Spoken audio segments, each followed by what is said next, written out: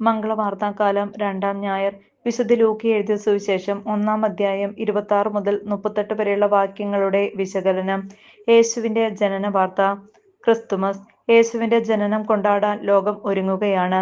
ആദ്യ മനുഷ്യന്റെ അധഃപതനത്തിനു ശേഷം അതിൽ നിന്നും മനുഷ്യനെ മോചിപ്പിക്കുവാൻ രക്ഷകനെ അയക്കുമെന്ന ദൈവത്തിന്റെ വാഗ്ദാനം കാലത്തിന്റെ തികവിൽ ഗബ്രിയേൽ ദൂതൻ വഴി മറിയത്തെ അറിയിക്കുന്ന ഭാഗമാണ് നാം ഇന്ന് വായിച്ചു ധ്യാനിക്കുന്നത്.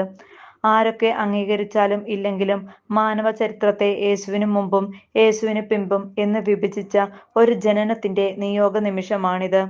അനേകരുടെ ഉയർച്ചയ്ക്കും താഴ്ചയ്ക്കും കാരണമായ ഒരു ജനനം. ചരിത്രത്തിൽ ഒരിക്കൽ മാത്രം നടന്ന അസംഭവ്യമായ പരപുരുഷ ബന്ധമില്ലാതെ ഒരു കന്യക ഗർഭം ധരിക്കുന്ന നിമിഷം. ഒരു കൊച്ചു പെൺകുട്ടിയായിരുന്നെങ്കിലും മറിയവും ചോദിച്ചു, ഇതെങ്ങനെ സംഭവിക്കും? അതങ്ങനെ സംഭവിച്ചാൽ മാത്രമാണ് ജനിക്കുന്ന കുഞ്ഞ് ദൈവപുത്രനാവുക.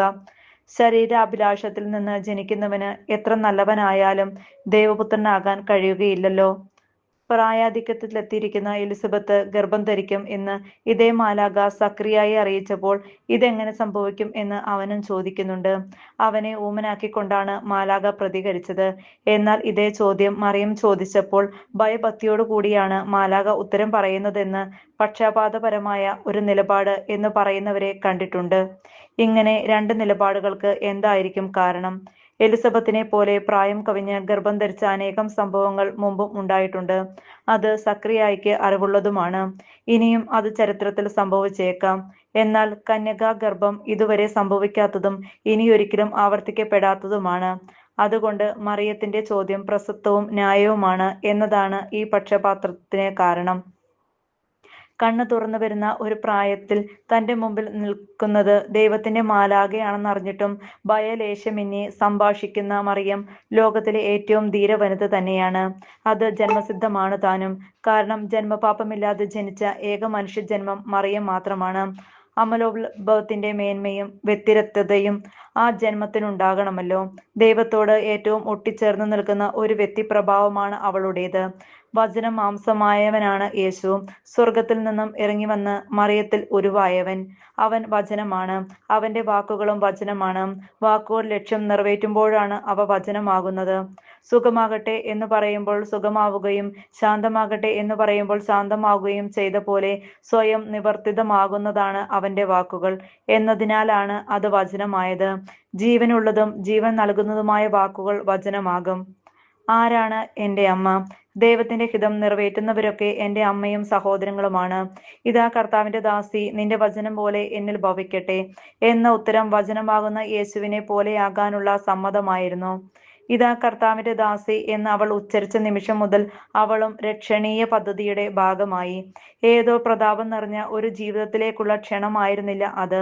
ലോകത്തിന്റെ അവജ്ഞതയും തിരസ്കരണവുമാണ് ദൈവത്തിന്റെ അമ്മയാകാൻ സമ്മതമൂളിയ നിമിഷം മുതൽ അവൾക്ക് അഭിമുഖീകരിക്കേണ്ടി വന്നത്. ജോസഫിന്റെ സംശയത്തിൽ നിന്നാണ് അതിന്റെ തുടക്കം. സൃഷ്ടിച്ച ഭൂമിയിൽ വന്നു പിറക്കാൻ ഒരിടം പോലും ലഭിച്ചില്ല. കിലോമീറ്ററുകൾ താണ്ടിയുള്ള ഈജിപ്ത് പ്രയാണം. തിരിച്ചു വന്ന് പരിചിതമല്ലാത്ത സ്ഥലങ്ങളിൽ താമസിക്കേണ്ടി വന്നതിനാൽ ഉപജീവന പ്രതിസന്ധി. കാത്തു സൂക്ഷിക്കാൻ ഏൽപ്പിക്കപ്പെട്ട മകനെ 3-ാം നാൾ കാണാതെ പോകുന്നു. ഏറെ യൗവനത്തിൽ തന്നെയുള്ള ഭർത്താവിന്റെ വിയോഗം. മകനെക്കുറിച്ചുള്ള കിംവദന്തികൾ. അവനെ പ്രതി ബന്ധുക്കൾക്കിടയിലെ ഒറ്റപ്പെടൽ.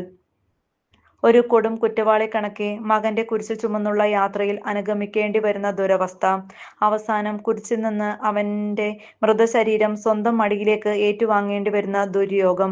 ഒരമ്മയ്ക്കും താങ്ങാനാവാത്ത ദുഃഖദുരിതങ്ങൾ മംഗളവാർത്താ ദിനം മുതൽ അവളെ പിന്തുടർന്നു.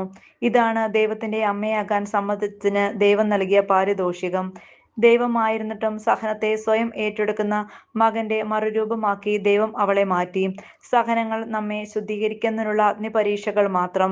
അവിചാരിതമായതെന്തോ സംഭവിച്ചാലെ പോലെ പരിഭ്രമിക്കുകയല്ല വേണ്ടത്.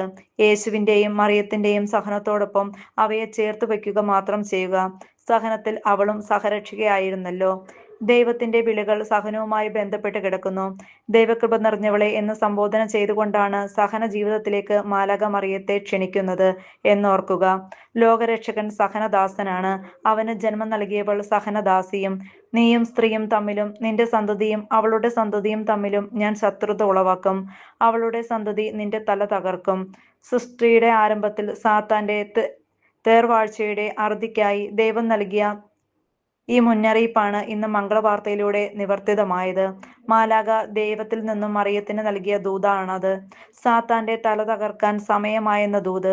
അതിനാൽ ബൈബിളിൽ എഴുതപ്പെട്ട സാത്താനെതിരെയുള്ള ഏറ്റവും ശക്തമായ ബന്ധന പ്രാർത്ഥന കൂടിയാണ് ഈ വചനങ്ങൾ.